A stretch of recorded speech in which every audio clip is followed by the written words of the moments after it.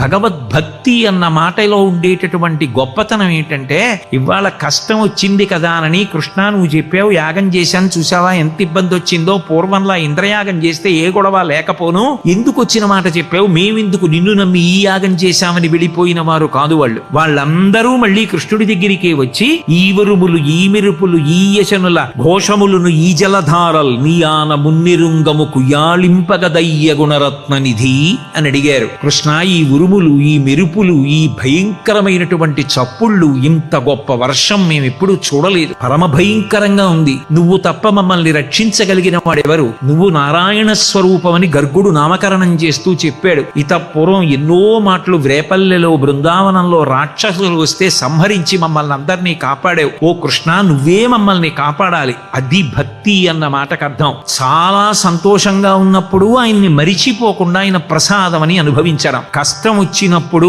అది విగ్రహం కాదు అన్న నమ్మకంతో ఆయనతో పంచుకోగలగడం, ఆయన దగ్గరికి వెళ్ళి దానికి సంస్కృతం అక్కర్లేదు, పద్యాలు అక్కర్లేదు, మీ కష్టాన్ని ఆయనకి చెప్పుకోగలగడం, మనసు విప్పి భగవంతుడితో మాట్లాడినదేదో అదే భక్తి తప్ప నేను ఇది తిరుపతి నుంచి కాశీ నుంచి తెచ్చిన విగ్రహం అనుకున్నన్నాళ్ళు విగ్రహమే.